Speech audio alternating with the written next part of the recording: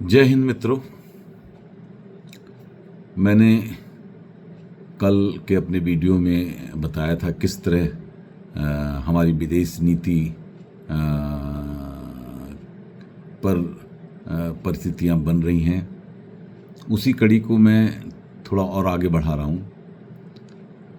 अगर हम पूरी दुनिया की जियोपॉलिटिक्स को देखें, अगर हम देखते हैं तो इस समय जियोपॉलिटिक्स लगभग 360 डिग्री पे घूम रही है। जो पुराने मित्र हुआ करते थे वो मित्र नहीं रहे, जो शत्रु हुआ करते थे वो मित्र बन रहे हैं। वैसे सामान्यतः सब चलता रहता है, लेकिन ये जो समय ये दौर चल रहा है ये थोड़ा सा एक अलग दौर चल रहा है।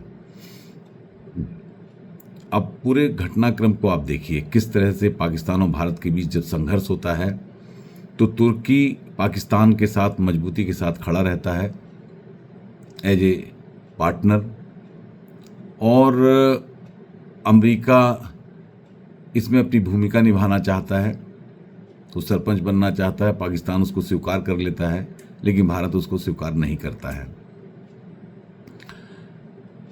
अमेरिका इसको लेके खासा नाराज होता है, और इसी बीच ट्रंप साहब पहली बार अपने राष्ट्रपति बनने के दूसरे टर्म में राष्ट्रपति बनने के पहली बार खाड़ी देशों की यात्रा करते हैं, जहां उनका काफ़ी स्वागत होता है।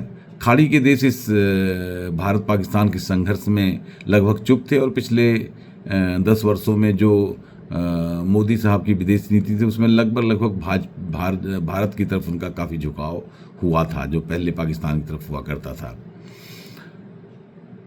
दूसरी तरफ देखेंगे आप तो रूस और यूक्रेन के मध्य जो हम शांति वार्ता के लिए प्रयास चल रहे हैं उसकी बैठकें तुर्की में हो रही हैं, जो तुर्की पाकिस्तान के साथ खड़ा हुआ है, और अमेरिका तुर्की को हथियार दे रहा है। तो ये सारे घटनाक्रम जो हैं, इधर कुछ ये भी सुनने में आया है कि इजराइल के साथ भी अमेरिका के को वो संतुष्टि नहीं है या वो कंफर्ट नहीं है जिसमें वो अमेरिका उसको पूरी तरह से मदद करता था। अगर हम इसको और आगे बढ़ाते हैं तो अभी देखते हैं कि जिनेवा में चीन और अमेरिका के बीच एक तरह से व्यापारिक संधि हो गई है। जो ट्रंप साहब मार उछल कूद मचा रहे थे, मैं इतना टैरिफ लगाऊंगा चाइना पे, उतना लगाऊंगा। दूसरी तरफ वो क्या घोषणा कर रहे हैं कि वो कह रहे हैं कि एप्पल वाले से कि आप वहाँ अमेरिका में प्लांट मत लगाइए। दूसरी तरफ वो चाइना में प्लांट जो लगा है, जिसके बारे में कभी काफ़ी हल्ला करते थे कि चीन की कंपनियों को हम हटाएंगे, तो एकदम से अमेरिका का चीन के साथ संबंध बदल सा गया है। मैं ये तो नहीं कहते मौका परस्ती है, हर आदमी को अपने देश की सुविधा के अनुसार, उसकी आवश्यकता के अनुसार अपनी नीतियों को बदलना चाहिए। इन बदली परिस्थितियों में हम कौन सी नीति पे चलते हैं? हमने भी एक प्रयास किया अफगानिस्तान से, जब वहाँ पे सत्ता परिवर्तन हुआ तो हम निकले, वहाँ से दूतावास बंद किया। अभी पाकिस्तान ने जो खुशी मनाई अफगानिस्तान में स्वतंत्र होने की, वो पाकिस्तान और अफगानिस्तान दुश्मन बन गए। भारत दोस्ती का हाथ बढ़ा रहा है, जबकि तालिबान आतंकवादी एक समय रहता था कश्मीर को खतरा बने हुए थे। देखिए यहाँ भी चल रहा है। और अभी हमारे जो विदेश मंत्री, उन्होंने उनसे संपर्क भी किया, अफगानिस्तान के विदेश मंत्री से, कि भाई आपने हमें आतंकवाद की जो आलोचना की उसके लिए हम आपको शुक्रिया अदा कर रहे हैं। बांग्लादेश जिसको भारत ने बनाया था, जिसको लेके हमारी विपक्ष में पार्टी कांग्रेस कहती है हमने बनाया, हमें मिला क्या नहीं मिला ये तो हम उस पर चर्चा करेंगे तो लंबी हो जाएगी, लेकिन मिला उला कुछ भी नहीं। एक दुश्मनी बहुत परमानेंट हमारी हो गई पाकिस्तान के साथ, और वो इस बदले की चाह में कि जिस तरह से हमने बांग्लादेश को अलग कराया, हम भी किसी दिन कश्मीर को अलग कराएंगे। और वो लगातार कई सालों से कश्मीर में आतंकवाद फैला रहा है।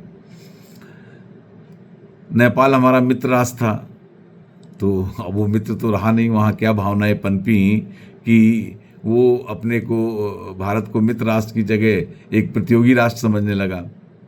श्रीलंका में सत्ता परिवर्तन हुआ, आपने देखा होगा किस तरह से श्रीलंका जो है वो चीन के कर्ज में दबा और वहाँ एक तरह से दिवालिया हो गया। भारत ने आगे बढ़ के उसकी मदद की, उसको धन्यवाद भी किया, लेकिन अभी हम कह नहीं सकते श्रीलंका कितना हमारे साथ रहेगा। मालदीव के में सत्ता परिवर्तन हुआ। मालदीव हमारे लिए एकदम मित्र राष्ट्र था और हम मालदीव लगभग कुल मिला के भारत के तकनीकी सहयोग पे निर्भर करता था। वहाँ नए राष्ट्रपति मोइजू साहब आए और वो चीन चले गए।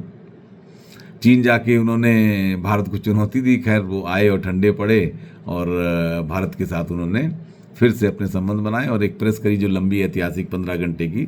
उसमें उन्होंने बताया कि भारत के साथ जो हमारे समझौते हुए हैं वो सही हैं, उसमें कोई कमी नहीं है।